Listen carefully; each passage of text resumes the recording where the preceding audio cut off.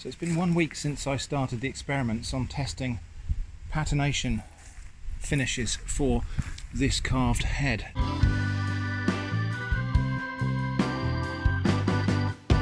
So let's have a look at our experiments that we started last week. So that's the control. We didn't put anything at all on that one. That's yogurt, and it hasn't really done very much at all. The moss one is the one that looks the most promising. This was a mixture of moss and this green algae that I scraped off the fence. Lichen, yeah, it could be doing something. Interestingly, the lichen seems to have stuck inside the letter L there. Horse poop, nothing at all as far as I can see. I'm wondering if perhaps there's too much nitrate in there. And then the everything, which was a mixture of yogurt, well, mixture of all of the others, seems to be doing okay actually. Looks like it's actually doing something. So I think I am going to use a mixture of yogurt and moss, because the yogurt, despite not doing anything at all, does have an effect to the surface of this brick. Let me show you. Okay, so I've just got some plain water here. I'm just going to put that on the control brick here, and if we just see how that goes, it soaks in really quickly and immediately. Whereas on the yogurt brick, you see there's a bit of kind of resistance to wetting. Now that might seem like a bad thing, but that does actually mean that the surface is a bit protected here. So I'm going to use moss with yogurt as a binder. So I'm going to go and scrape a bunch of moss off of things. Now I could just take it off this wooden fence here. This kind of algae green stuff here doesn't come off the wood quite so easily as I would like. So let's go and see if we can find a different source. And this street sign I think will do rather nicely. No need to thank me, Eastleigh Borough Council.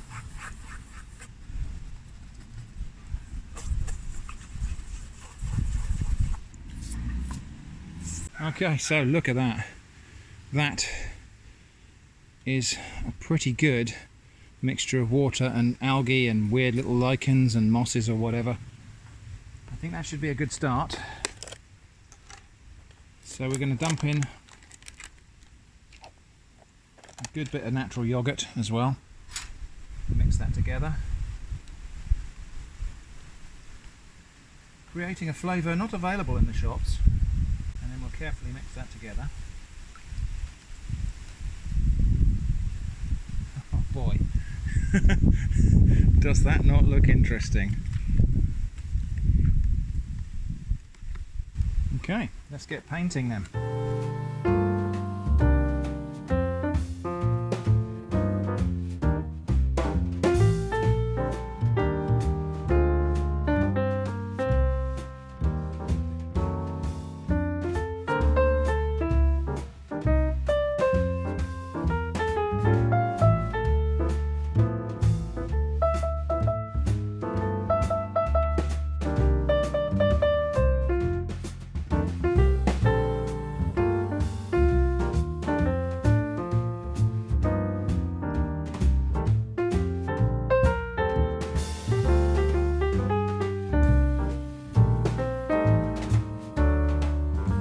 So several days later, some of the finish has weathered off with the heavy rains we've had, but actually that has added to the overall patina a little bit. But actually it's ended up looking quite weathered and ancient already, so I'm quite pleased with this, how this is going so far. So the other day we just decided to go and take a walk along Meon's shore and take a bag with us and pick up plastic waste off the beach. You've probably read a lot on the internet or on the news about how plastic in the ocean is a massive problem, and I don't pretend to have the solution to that, but I thought, while we're out walking the dog, why don't we just pick up whatever plastic we can find on the beach? It'd be interesting to see what we can find. So we spent an hour walking along the beach at Meon's shore, picking up plastic, and here's what we found.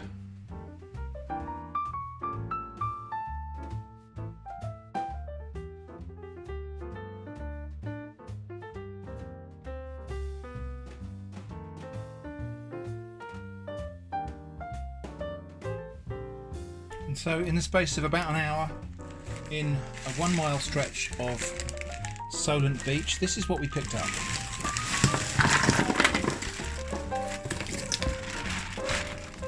And so It's just lots of tiny pieces of plastic, really. There's all kinds of stuff here. Fishing line, lots and lots of little snippets of rope, which I think must be off of fishing nets or lobster pots, and all little pieces, making it very difficult to separate out and reprocess. Bits of hard plastic from, I don't know, some sort of clamp there maybe. So what is the solution? Well, I don't know, but this is everybody's problem. And so the best I can do for now is to gather this stuff up as much as I can and put this in the domestic waste, and it'll end up in landfill or being incinerated. But I guess that's better than little bits of it floating around in the ocean. So suggestions, if you have any, as to what I can do with actually all of this lot that's a bit more productive than just throwing it away responsibly. I really want to know what the solution to this is, because this is the world we all live in. We're all living on the same planet here, and my planet is getting full of little bits of plastic. Okay, so after 14 hours drying, here's what you get from 10 packs of hot dogs. Now, I have gathered these mostly up into the top containers, but yeah, so we've got hot dog jerky. As they dry, you tend to move things around between layers. So I'm just going to bag this all up now, and there's a fair old bit of, oops, dropped a bit, the dog will probably end up having that. So let's see if we can see how much those 10 tins, jars and packs of hot dogs have actually compressed down to now that they're dried. Now these here are the ones from one of the vacuum packs, and they've not dried quite so readily as some of the tinned have. In fact, I'm inclined to say those might need a little bit longer, so maybe we will set those aside. Yeah, look at the fat there that's come out of that one. But yeah, I feel like maybe some of these vacuum packed sausages have had a lower moisture content to start with and have dried less readily than the cans. These are the big ones that were in the jar, and these are just thicker, so these have taken longer to dry as well. I think these might need a bit longer too.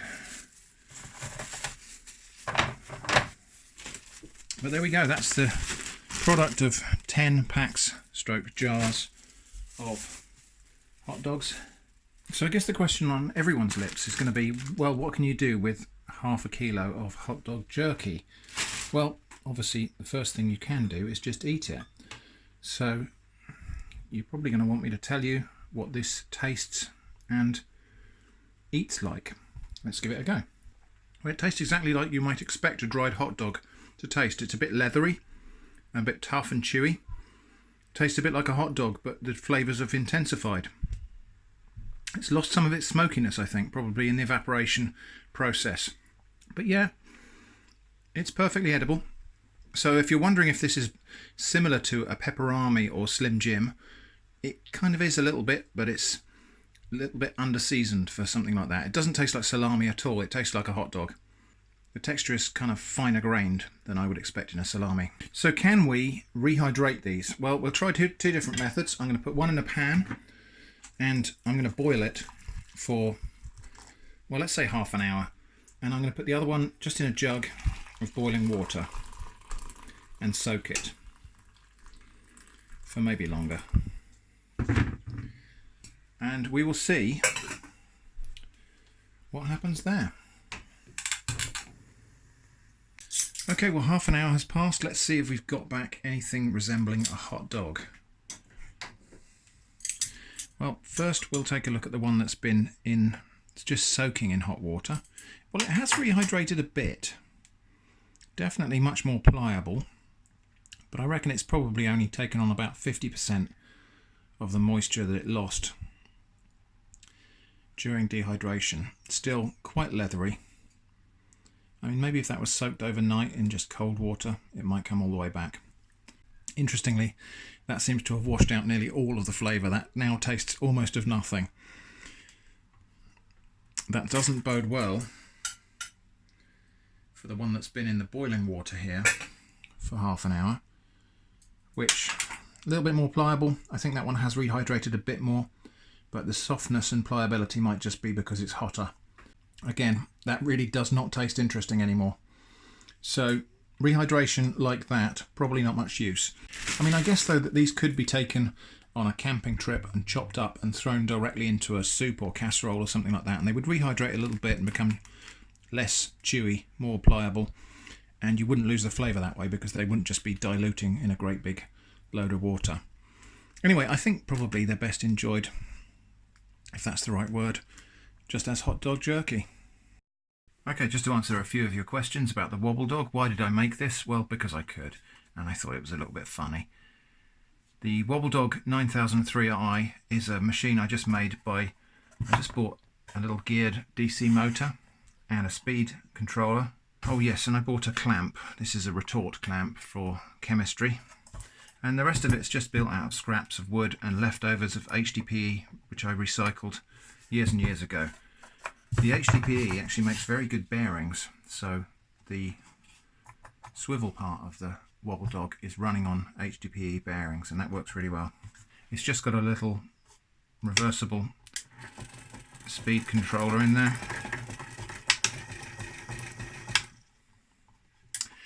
So a machine like this has many uses, and perhaps you can think of some. But one of the uses I thought we could put to this is we can just make a little flag and place that flag in the reciprocating jaws.